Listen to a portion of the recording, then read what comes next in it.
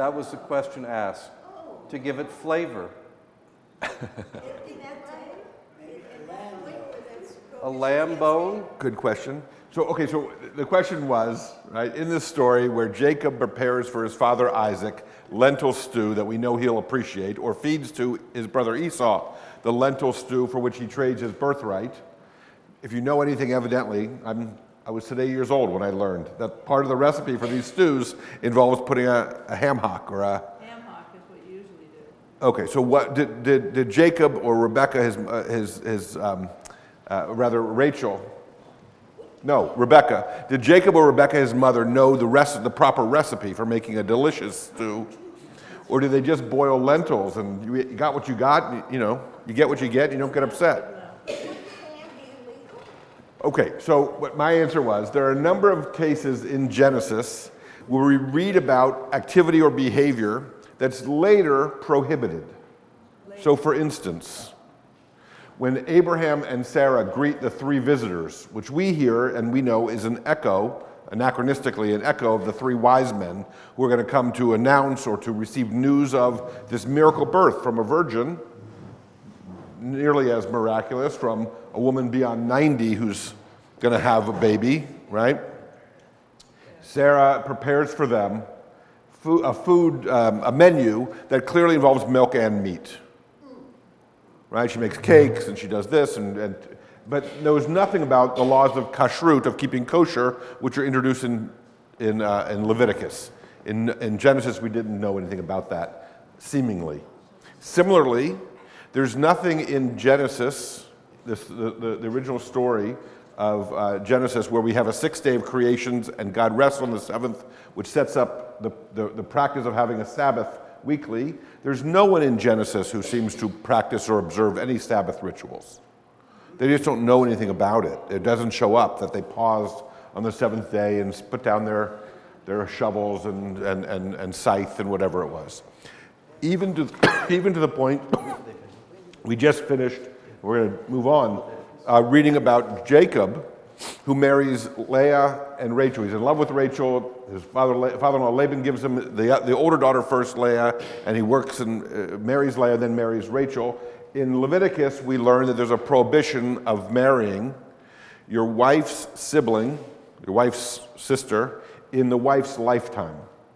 That is to say, in Leviticus, we have a prohibition that if you marry a woman, a man marries a woman and then divorces her, he's not allowed to marry her sister while his first wife still lives.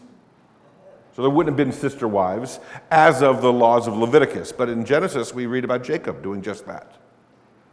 Similarly, I don't know what the original recipe for stew was by way of including various bones from whether it was a pig or a lamb or whatever it might have been. But we don't know about that prohibition of not eating pork yet, if we read it as a chronology. So the generations of Genesis are not yet aware of the mandates for Shabbat, for the Sabbath, the laws of keeping kosher, separating milk from meat, avoiding pork, if that would have been in the stew, it might have been, I don't know, and marrying siblings in their own lifetime. When did most of those laws come in? We read about them in Leviticus. So you have to suspend some disbelief. If you understand that Moses went up Mount Sinai and came down with the 10 Commandments, and those 10 Commandments are what we could refer to as a metonym, a representation of a much larger body of work. So when Moses comes down with the 10 Commandments, we're to understand that those 10 Commandments represent all of the Torah which was given to Moses. That's the mythos, right? That was given to Moses atop Mount Sinai, even parts of the story that hadn't yet come into being. That is to say, this Torah, post-Exodus, describes essentially the balance of the 40 years of wandering and includes, at the penultimate moment in Deuteronomy, the end of the Torah, Moses' own death, which is odd to imagine that Moses would have been given all of that 40 years prior. But that's where we sort of suspend disbelief. Maybe it was written with invisible ink that only came to appear on the scroll as the events actually took place. I mean, we don't know, right? But the stories of Genesis know nothing about the laws of Leviticus, is the takeaway. Years between, what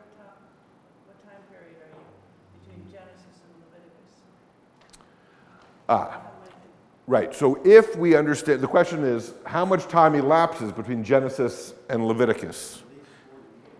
Well, at least 40 years, right? Between just Exodus and Leviticus, right? The best answer I can give you is that if we accept the mythos that Moses received the Ten Commandments, which is to say the entire Torah, in one fell swoop, one evening atop Mount Sinai, and there he received the entirety of the work, yes, then there would be no distinction between, in terms of the timing between the story of Genesis and the story of Leviticus. It would have come to the people, they would have received it, this revelation, all at the same time. If, however, we understand the book of Genesis in particular to be a series of traditions that were passed down orally until they were compiled in the form that we have, well, we can imagine those stories of Genesis are much, much earlier than is a later story about Moses going up Mount Sinai, having led the Israelite slaves out of Egypt, and there received the Ten Commandments, which only in later subsequent generations are we going to come to understand as the larger body of God's revelation to the people. So about when is Abraham? 1800 BCE. So 4,000 years. 1800 before Common Era, before Christ. And Moses is about when? 1200. You get that? So roughly 600 years from Abraham to Moses. That seems to be. And that's based on a literary critical reading of things that are referenced in Genesis that might allow us to date them. So, for instance, I'm about to be over my skis. But for instance, when Abraham goes to sacrifice Isaac and lifts up the knife, well, if you know something, and I don't, about the history of metallurgy, then you have a sense of when a knife would have come into our vocabulary. Before that, it was sharp stones, one imagines, right, to oversimplify. Or we get a name of a place that doesn't show up on the map until a later date, when we cross-reference it with Egyptian cartography, that kind of thing. And so that allows us to suggest that the story of Abraham and Isaac and Jacob was something like 3,800 years ago, 1800 BCE.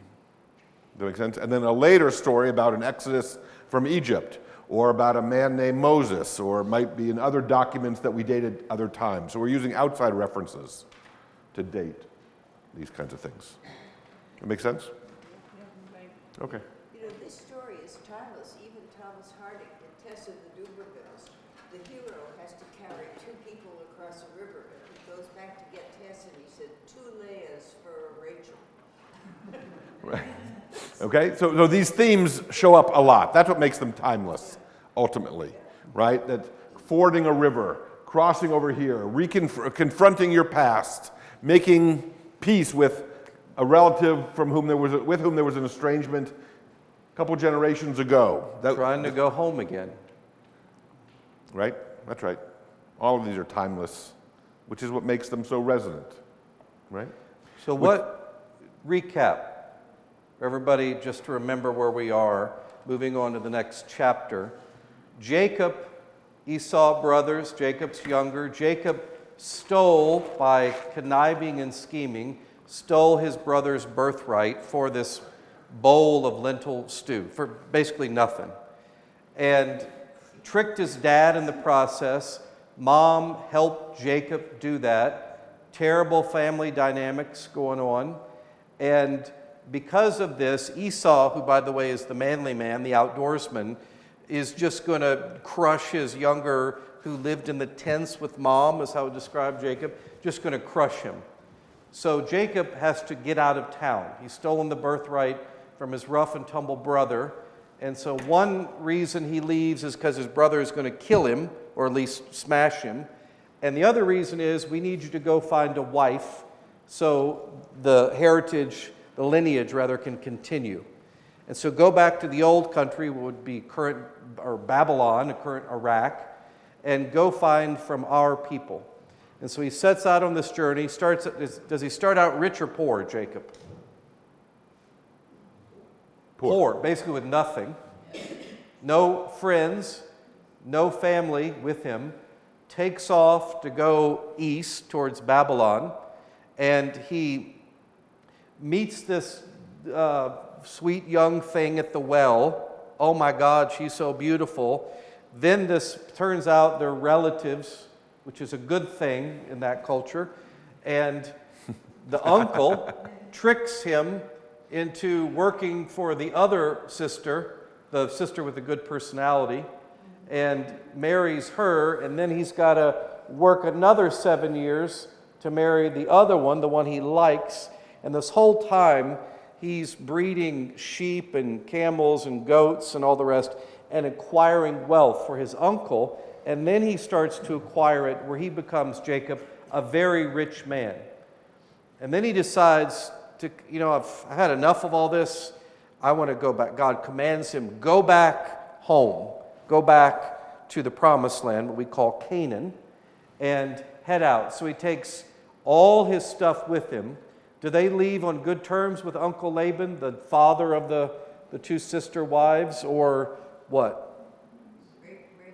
Rachel takes the household gods. Rachel steals her dad's heirlooms, little images of the household gods.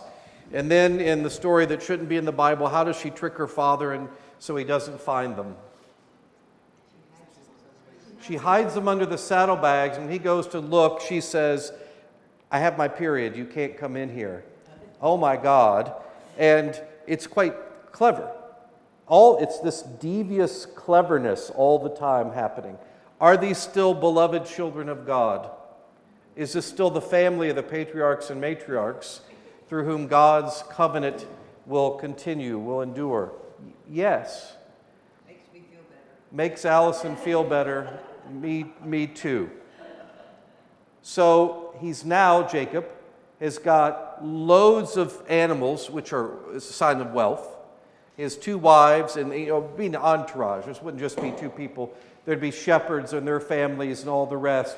His whole big group is headed back, going across the desert to the promised land. But as you're going back, you go off, you make your money, you graduate college, make your money, you go back home. What's the problem when he gets home, or even gets close to home? Esau. Esau's still going to kill me, probably. And he's still, I'm sure, tougher than I am. And so there he goes, heading back. And that's where we pick up the story. And the story, by the way, in chapter 32, is split right in the middle, oddly. So he's preparing to meet Esau, his brother, to appease him. And before he gets there, Jacob wrestles with somebody, a man, an angel, God, whatever, at night, is a little interlude, and then he meets his brother. But that doesn't happen quite yet. So, Genesis chapter 32. By the way, before we begin, this book just arrived. It's Marilyn Robinson, who wrote Gilead. It was, 15 years ago or something? Brand new book she published on Genesis. Aaron and I got a copy. We haven't read it, but we'll tell you how it is. Chapter 32 of Genesis. Jacob went on his way, and the angels of God met him. And when Jacob saw them, he said, this is God's camp. So he called the place, what do you say that word? Mahanaim. Mahanaim. What does that mean, Rabbi Bisno? It means 2 camps. The suffix ayim, this is too much Hebrew already. The suffix ayim means things in duplicate. So glasses are mishkafayim, they're 2 lenses, right? A bicycle, anything that's in double. Ayim is the plural that suggests 2. Angels of God met him. When else did angels of God meet Jacob, if ever? Anybody remember? In the desert with the ladder. In the desert with the ladder of ascending, descending the staircase, the ladder to heaven. So it is at least more than once, at least twice, and probably, as I recall, more than that, of Jacob encountering angels. What is an angel in the Bible? Not what you see on Christmas cards, not little cheruby, fat baby things, but what in the Bible, you said, I heard it, a messenger, precisely. Notice that word. It's the same word that Jacob will use later. So they're messengers. From whom? From God. What message do they deliver? How about to Mary when she's visited? You're going to have, Gabriel says you're going to have a child, name him Jesus, and so on. They can be signs of comfort, a sign of force, that you'll be protected. So think of what's in psychologically, emotionally. What is in Jacob's mind as he's going back home to meet his brother, and who else would he be upset or concerned about meeting? His father. Because what did he do to his dad right before he left? Dressed up like his brother, talked like his brother, smelled like him, was hairy like him, and then, sorry, Dad, for stealing the inheritance and tricking you, and then running away. He's still probably good with Mom, but Dad and his brother are both very cross. And so he's thinking about this as he's going home. So messengers of God, angels, met him. Jacob sent messengers, also the word angels, to his brother Esau in the land of Seir, which is southeast of Canaan, Holy Land. So southeast of there, he's getting closer.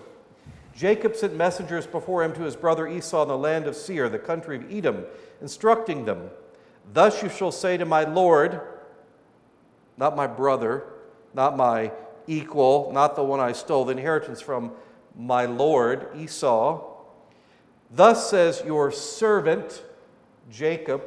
Notice how Jacob is trying to redefine the relationship. Rather than, "Oh, I stole all your stuff." My Lord. If you get in trouble with your wife or husband, you need to say, "Oh, wow, Aaron, you look great. Have you lost weight? Is that a new suit?" Well, I want something from him, right? Or maybe I'm just being really polite. "But my Lord and your servant comes to you. Thus says your servant Jacob, I have lived with Laban, his uncle, as an alien and stayed until now. Just in case you're still mad at me, I'm rich. I have oxen, donkeys, flocks, male and female slaves, and I have sent to tell my Lord in order that I may find favor in your sight." So he's softening him up, appeasing him, not going himself. Here's, "Hey, I'm rich," showing up. He's laying it on pretty thick, and it makes me wonder how deeply he has buried the shame that you would assume someone would innately feel through all this deception. If you're talking about how maybe he is psychologically what he's thinking, to me it's like, gosh, he's really put this way back in the shadow. He can't even look at this. And so now he's just crafting this new narrative. And I don't know. What's your thought on that? Did everybody hear that? Quite a good reflection. So Jacob, what does he feel about meeting his brother? Is a sense of embarrassment, shame would be stronger, of course. Is that still there? Because he is laying it on thick with all this flattery type language, with bribing. Isn't that what that is? To appease him. That's what's happening. Does Jacob own his action? He clearly was wrong. He knows he was wrong. He had to get out of town because he was going to be killed for his wrongdoing. Does it appear that he is embarrassed and or ashamed by his actions? I think he's just anxious. No votes here. He's just anxious. So far in the narrative, there doesn't appear to be any recognition of, "I'm so sorry, I've hurt you," or certainly not a sincere apology. Not yet. If I go one step further, it's a great question. Yep. It's a really great question. To what degree has Jacob, in his own mind, minimized what's happened? or rationalized and is justifying because he's now wealthy, then surely God has smiled upon him, which seems to make it diminishes the significance, one imagines, in Jacob's mind about his ill-gotten goods earlier, right? You may remember that later, when Joseph is sold by his brothers, that is to say Jacob's son Joseph is sold by Jacob's other sons into slavery, and then they meet again in Egypt. We're jumping ahead a bit in the story. When the brothers realize they're standing in front of the brother who now holds their life in his hands, he's the younger brother whom they had sold and convinced their father he'd been killed. Joseph's response is that they need not be afraid. God has set this in motion. We're essentially saying, were it not for your having sold me into slavery and told my father that I was dead and lost and all but forgotten, there would be no way for me to now help you here. Yes, does that make sense? If it hadn't been for the thing that you didn't wish to have happened in your life, other doors wouldn't have opened, you wouldn't have walked down certain paths, and you wouldn't have the life you have today. If it hadn't been for whatever it was that transpired, that in the moment you might have felt some shame or guilt or regret or whatever else it might be. But some years subsequent, Jonathan and I were talking about how many years have gone by. Well, we can allow that before he leaves Laban, he's already now worked 14 years. Let's allow there was some time just to get there, and now he's got 11 children. So more than 14 years have likely passed because he didn't get to marry the first one for the first 7 years. Right? So now we're something closer to, I don't know, who wants to vote for where we are, 15 years? Maybe closer to 20 years? In which time, surely in Jacob's imagination, the significance of what he did to Esau and what he did to his father Isaac, one imagines, has dissipated a bit, or he's minimized it. And only now, as he imagines reconfronting Esau or meeting up again with his family, does this stir back up his anxiety, his fear, his legitimate concern. And all the more so as we read the next line in this chapter, as he sends gifts to meet Esau, he learns that Esau is also on the way to meet him. And not only that, but Esau is also heavily fortified. He's got 400 men that are coming with him. And so Jacob is now really concerned, right? That's a very good question. I hadn't thought about that. Jacob probably felt pretty safe after he left home, meet the wives and make all this money and do stuff. He felt pretty safe and just, I don't have to deal with it. Oh gosh, now God wants me to go back there. Suddenly he's got to confront those issues that he most likely never dealt with. He ran away from his problems. He ran out on all of it. And now they are about to march on him. But if we pause and just imagine ourselves, it's such an interesting, we imagine ourselves in the story. Think of in your own life. Someone with whom you made up again afterwards, or it couldn't be put back together, or as a result of whatever it was that transpired years ago, there is or there isn't an opportunity to come together, or the fear of, or what it means to say, the idiom in our culture of what you can't go home again. Well, why not? What's that? What's embedded within that idea? Perhaps it's remember the Greek philosopher Heraclitus who said you can't step in the same river twice. The idea that the river's different and you're different, and so if you can't step in the same river twice, maybe you can't go home again. Things are different, and maybe it's going to require you to actually confront some things that you did in your younger years or that happened to you, or right, we might imagine, having not heard from Esau in all these years, Jacob could legitimately imagine that it's bygones. Everyone's moved on. Jacob has, maybe not so much. Maybe he's dead. Maybe his brother's dead. Right. We can hope. The messengers returned to Jacob, saying, "We came to your brother Esau, and he's coming to meet you, and 400 men are with him." Imagine the reaction when you hear that. Then it tells you, right, what it was. Then Jacob was greatly afraid and distressed. And notice what he did, very clever. He divided the people that were with him and the flocks and herds and camels into 2 companies, thinking if Esau comes to one company and destroys it, then the company that is left will escape. I'm just going to divide my family in 2. He can't kill everybody, so half of them will survive. I'm going to put half my investments here and separate them so at least I'll preserve assets. That's essentially what he's doing. Does that sound like a person of deep abiding faith in God will take care of him? No. I thank you, God, but I'm just going to look after myself with my own. What do you have 3 children? What's that? What if he has 3 children? He has more. How many children does he have, Rabbi? Well, there are 11 by the end of the chapter. 11 we by learn the that end he's of got the 11 chapter. kids. Where do you put the favor ones on one side and the lesser annoying? The teenagers go on the other side? Sorry. Before the chapter's over, he's going to send everybody to the other side, right? It also gives us a bit of insight. If you look, just go back to the top of the page, where it says he meets the angels or the messengers, recognizes this is this is God's camp, and then we have that fragment of a verse where he calls the place Machanaim, 2 camps. That doesn't seem to be justified until a little bit later, right? That is to say, at the point at which Jacob actually decides to break into 2 camps, that would be the sense of when to lend the name. We might choose to say something about those first 2 verses, but it seems clear that again and again Jacob makes reference to the fact of sort of dividing and conquering or diversifying your investments, right? If I lose half of this, it's awful, but I haven't lost everything. It's good military strategy. I think Wellington did that a lot. It's good strategy, right? So we're learning a little bit something about Again, Jacob's it abilities. might be good strategy, but it's not faithfulness to God who created the covenant.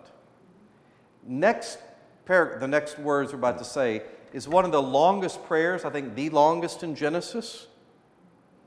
And listen to it closely. What Jacob says, how he asked it. Think about, is he sincere or not? I would just say, don't make this a model for your own prayer. Just don't.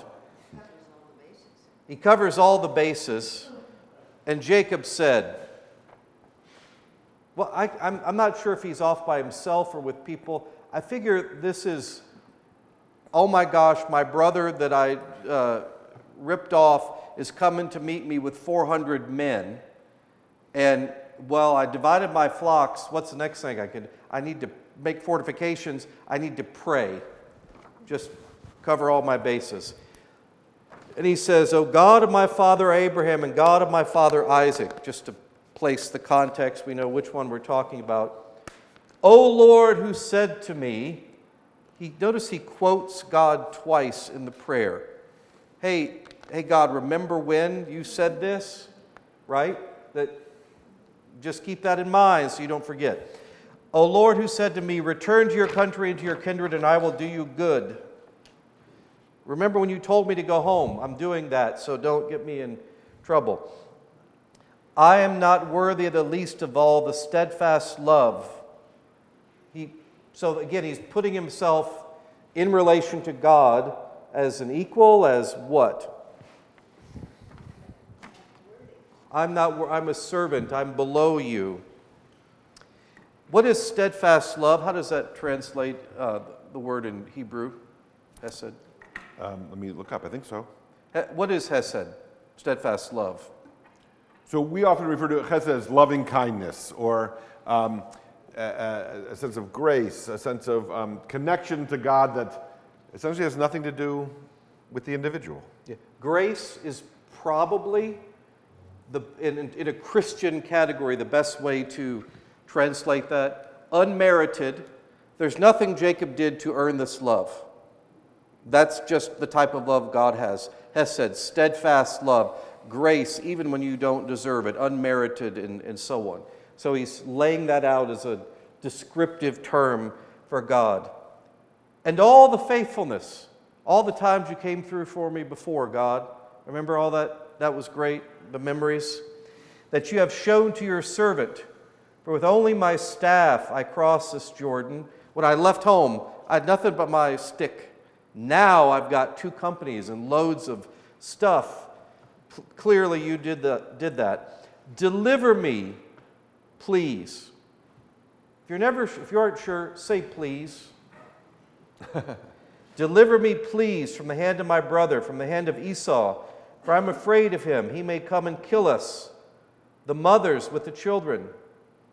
Yet you have said," second quote, "I will surely do you good and make your offspring as the sand of the sea, which cannot be counted because of their number." So don't let my crazy brother kill me, because then you can't keep the promises you made, God.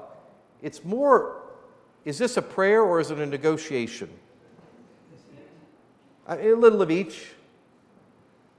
I would say it's heartfelt. Am I missing something here, Rabbi? No, he seems quite sincere in his fear. Sincere in his fear, not in his devotion. Excellent and point. in his need for spiritual strength. I'm reminded, there's a phrase that comes through Jewish tradition. It's often included in sort of a, not a preamble, but an early part of, in a Jewish prayer book, there may be meditations, as it were, or teachings that are sort of ethical in nature, or that are not liturgically specific per se. And one of them is often, pray as if everything depends upon God, and act as if everything depends upon you. Right? It's one could say, by making these arrangements, separating the camps and preparing to meet his brother, and the like, could demonstrate a lack of faith in God. But we all appreciate that just sitting at home and waiting for God's covenant or promises us to come to us while we, just bide our time and wait for God to do the work, isn't likely to achieve much success in that regard, right? It's like all these jokes about the flood is coming and the person's praying to God, and right, you know these stories, and a boat comes by and a helicopter comes by and to rescue him, and he keeps saying, "I'm waiting for God, I'm waiting for God," and when he drowns and meets God, he says to God, "Where were you? I waited for you, I prayed for you." He said, "What are you talking about? I sent someone in a rowboat, I sent someone in a motorboat, I sent you a helicopter," right? So praise of everything depends upon God. That seems clear that Jacob is earnest in his prayer. He's praying for everything he could possibly need, and now it's dependent upon him to actually go and meet his brother. Right now he has to actually get up and go do that which he's asking God's help to accomplish. It's also a way to get your courage up, it occurs to me, before Yeah. you go do this. After the prayer, so Jacob spent the night there. From what he had with him, he took a present for his brother Esau. This is a present or a bribe? It's a pretty good one as far as bribes go.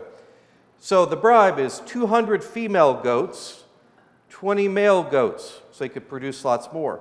200 ewes and 20 rams, 30 milch camels and their colts. What is a milch camel?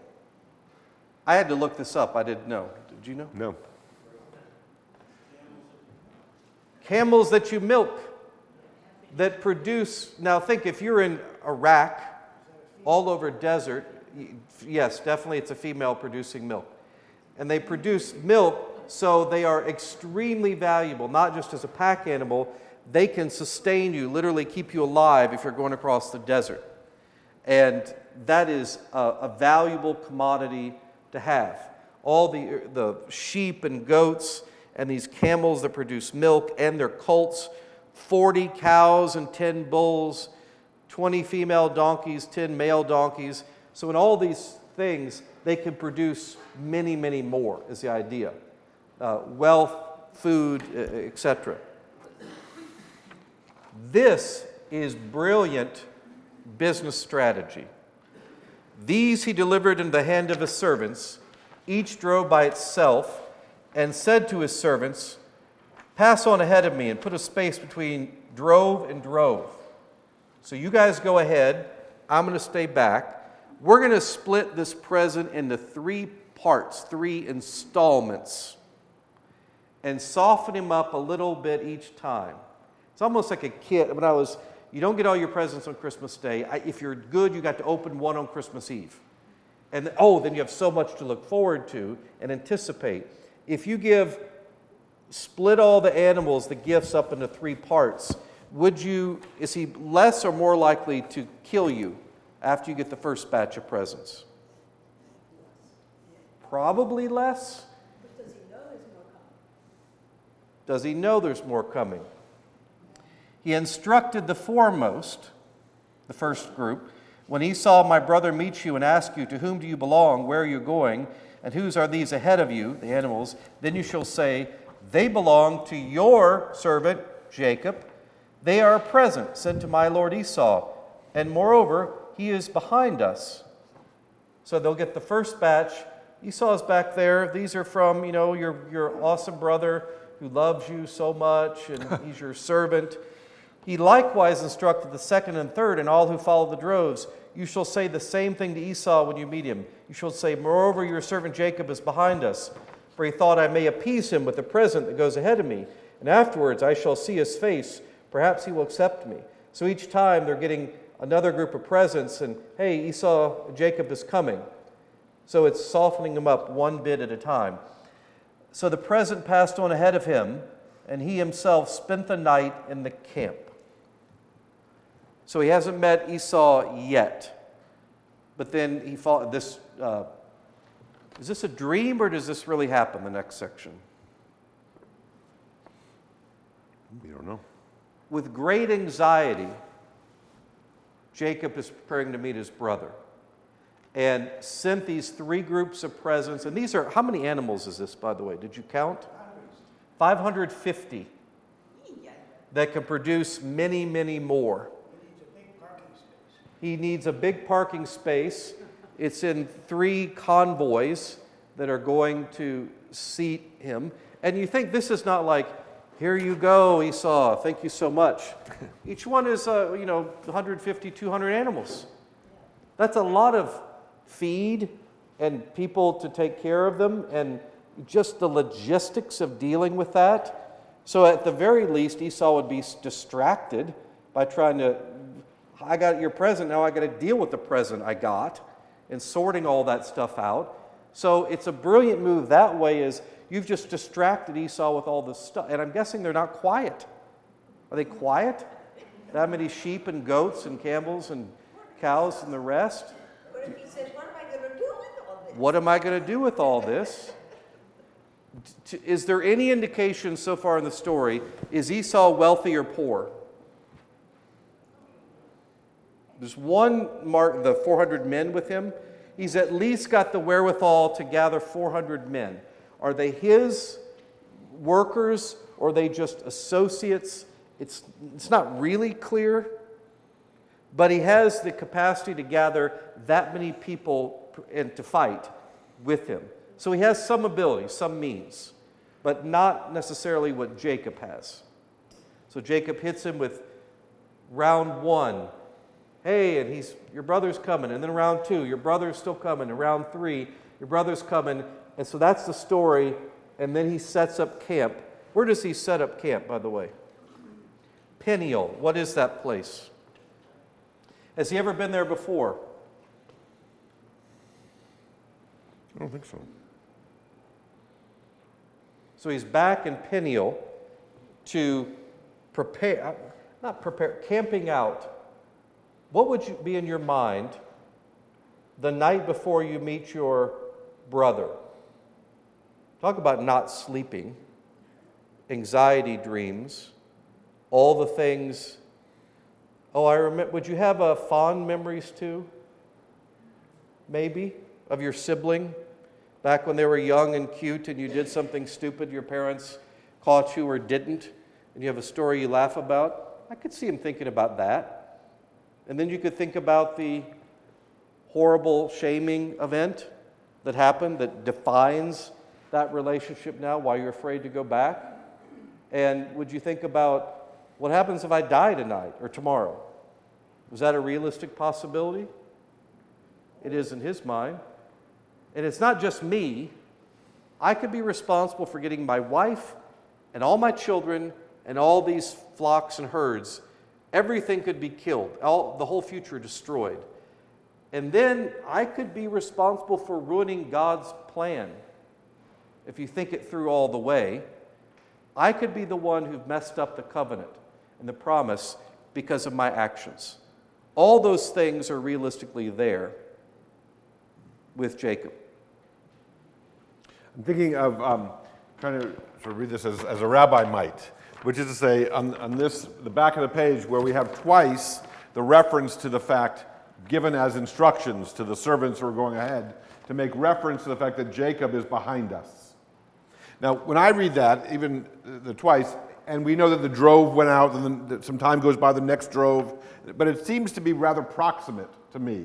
If you say, the servant is just behind me, or Jacob is just coming up right behind me, it suggests that it's relatively soon. Whereas we know by the end of the paragraph, at least by the end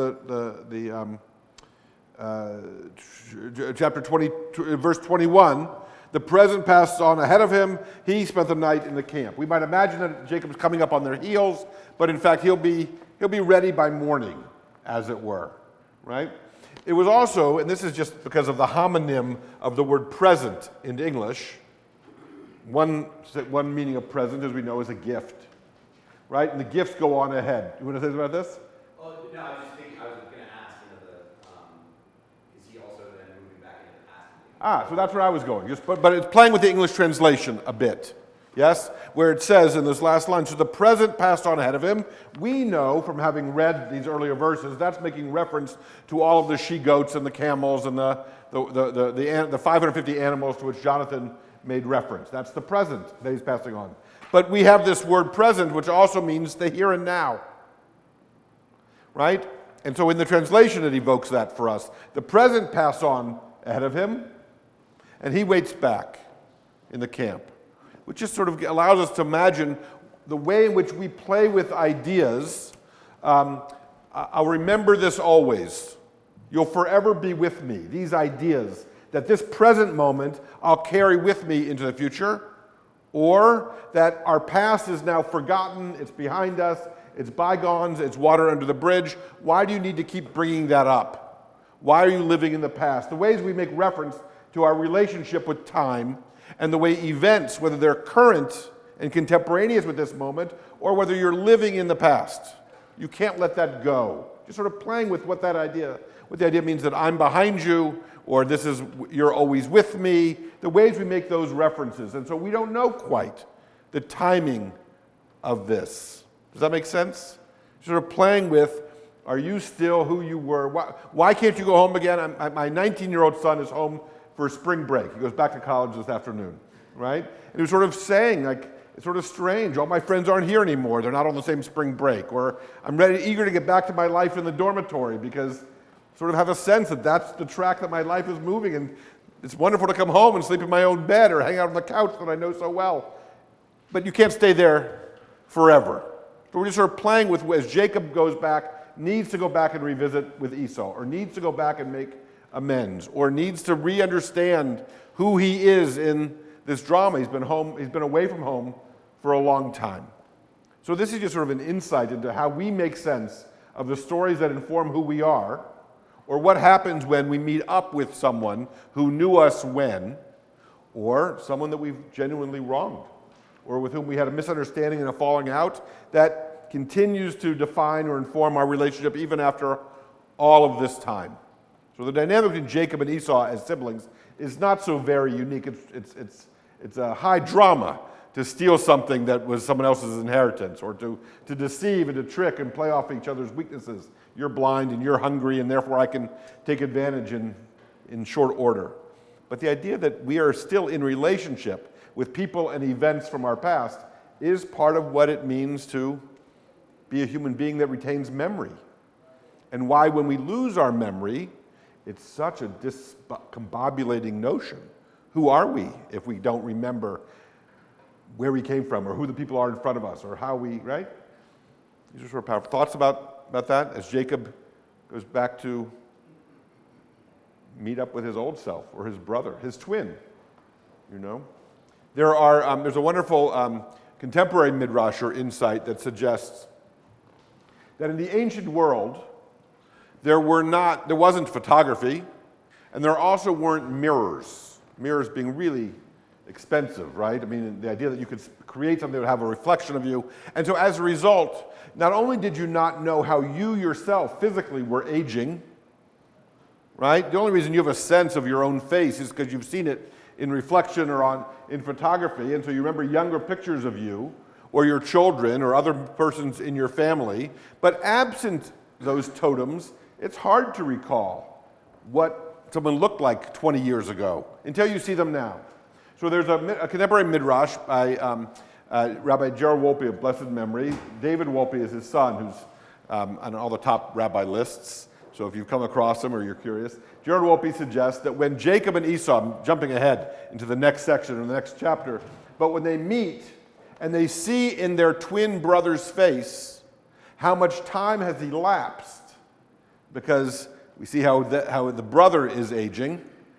I remember a number of years ago, I was at an event at Road of Shalom, and an older woman who's using herself a walker, but sees across the room someone who was in her confirmation class 70 years before, when they were both 16.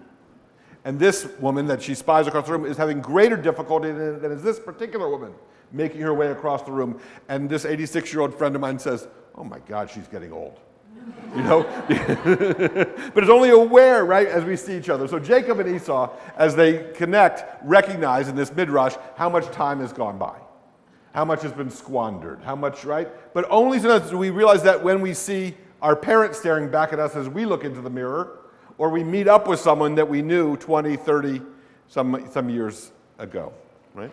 So it's just sort of fascinating as we anticipate that. And we've all, I imagine, this is pure projection, but we all, I imagine, have had evenings before which, come morning, we'll actually arrive at our family, or the visitors will be coming, and there's a great deal of trepidation or anxiety or whatever else we're going through as we anticipate sharing that time, that space, that car ride, that meal, right, the weekend with our family. I'll share with you just one other thought. In error, I offered this wish to a congregation of folks on the Friday evening before Thanksgiving coming up on the next week. And I suggested that I hope everyone will have a safe holiday and safe travels, whether you're spending time with your family or people you enjoy being with.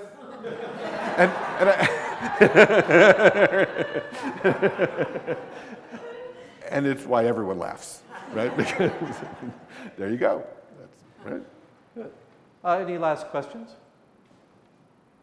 Next week we will have class, even though it is Palm Sunday. We want to give Jacob wrestling with God, the man, the angel, enough time. We'll spend at least a week on that. We won't have class on Easter Day, but we will definitely have class next week. Thank you all very much. Thanks, everyone.